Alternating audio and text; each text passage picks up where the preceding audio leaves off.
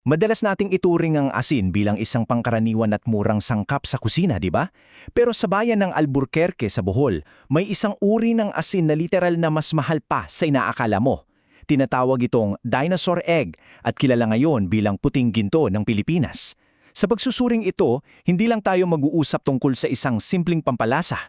Hihimayin natin ng asin tibuok bilang isang eksklusibo at premium na asset sa ating ekonomiya. Isipin mo ito.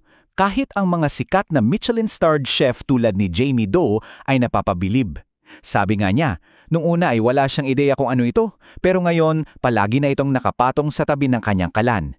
Tinawag niya itong isang sangkap na mas delikado at espesyal pa kaysa sa ordinaryong table salt.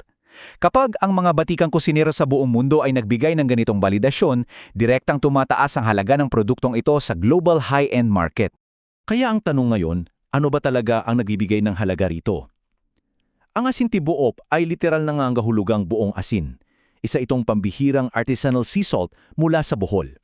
Kung titignan natin ang unique selling proposition nito, nandyan ang malinaw na mausok na lasa, may bahagyang tamis ng prutas at ang kakaibang amoy ng niyog. Ang mga pisikal at panlasang katangiang ito ang eksaktong nagtutulak sa napakataas na premium pricing nito bilang isang gourmet na produkto. Dumako tayo sa unang bahagi, ang proseso, puhunan at mismong produksyon nito. Kapag sinuri natin ang supply chain, 4 na hakbang lang ito, pero napakatindi ng proseso. Kailangan mong ibabad ang mga balat ng niyog sa dagat ng ilang buwan. Tapos, tuloy-tuloy mo itong susunugin ng ilang araw para maging abong tinatawag nilang gasang. Sunod, sasalain yung tubig dagat para makuha ang katas na tasik. At panghuli, papakuluan ito ng maraming oras sa mga palayok na luwad. Sa madaling salita, napakabigat ng labor-to-yield ratio. Napakaraming pawis para lang makabuo ng isang piraso. At dito papasok ang isang malaking production bottleneck sa negosyong ito. Ang mga asindero ay mayroon lamang 6 na buwang window sa operasyon mula Disyembre hanggang Mayo. Bakit? Dahil sa klima natin. Ang tag-ulan ang natural na pumipigil at nagtatakda ng mahigpit na limitasyon sa kung gaano karami lang ang maaari nilang maproduce taon-taon. Kaya kung titingnan natin ang investment side, pansinin ang matinding pagkakaiba rito. Kailangan mo ng napaka-espesyal na raw materials na doon lang madalas makita, tulad ng mga pasadyang palayok. Sa kabilang banda naman, nandyan ang mapanganib na pisikal na trabaho, yung matinding pagkontrol sa apoy at ang kinakailangang tibay ng katawan. Kaya naman, imposibleng i-mass produce ito. Hindi mo basta-basta mapapabilis ang ganitong klaseng sining at labor.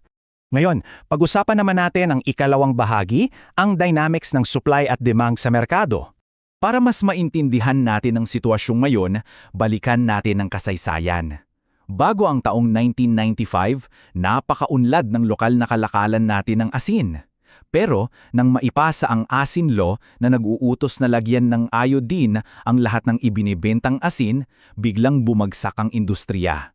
Hindi kinaya ng mga maliliit na pamayanan at artisanal producers ang napakalaking gastos para sumunod sa batas na ito. At alam niyo ba kung ano ang naging resulta? Ang malungkot na katotohanan ay makikita sa numerong ito, 80%. Sa kasalukuyan, 80% ng asin sa Pilipinas ay puro imported at industrial grade. Praktikal na nilamon ng importasyon ang espasyo ng ating lokal na asin. Dahil dyan, mayroon tayong matinding market imbalance layon. Sa isang dako, nakikita natin ang mabilis na pagtaas ng global demand. Hinahanap-hanap ito ng mga mamahaling international restaurants. Pero sa kabilang dako, ilan na lang na pamilya sa Albuquerque ang kayang gumawa nito. Basic economics ito Kapag labis-labis ang demand tapos bottleneck ang supply, otomatikong susulong pataas ang presyo sa merkado. Pumasok tayo sa ikatlong bahagi, ang pamana at ang mga hakbang para sa proteksyong pang-ekonomiya nito. Kung susuriin natin ang mga kamakailang kaganapan, mabilis ang naging pag-usad para protektahan ito. Nagsimula yan sa dokumentasyon ng British Museum noong 2022. Tapos, irerehistro na ito bilang Geographical Indication sa ating IPOHL ngayong Oktubre 2025. At ang pinakamalaki, sa Disyembre 2025, inaasahang makikilala ito ng UNESCO para agarang maisalba. Bakit ba napakahalaga nitong Geographical Indication o GI tag mula sa IPOPHL? Simple lang, binibigyan ito ng legal na proteksyon ang brand ng komunidad. Sinisiguro nito na ang eksklusibong karapatan ay mananatili sa mismong mga gumawa. mas napapadali ang kanilang market access at masisiguro natin na ang kita ay direktang mauuwi sa mga Boholano.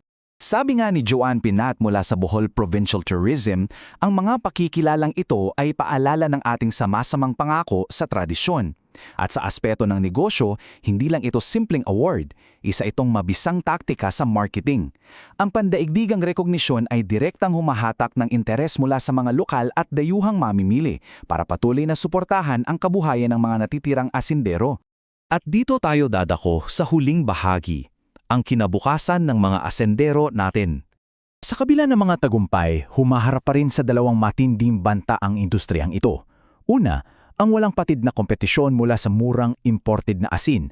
Pangalawa, at marahil ang pinakamahirap, ay ang pagkawala ng succession plan. Mahirap kasing hikayatin ang mga kabataan ngayon na ipagpatuloy ang ganito kabigat na physical na craft.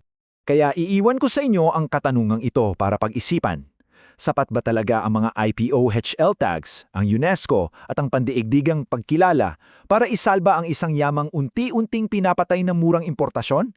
Paano natin mapapanatili ang halaga at kinabukasan ng sarili nating puting ginto?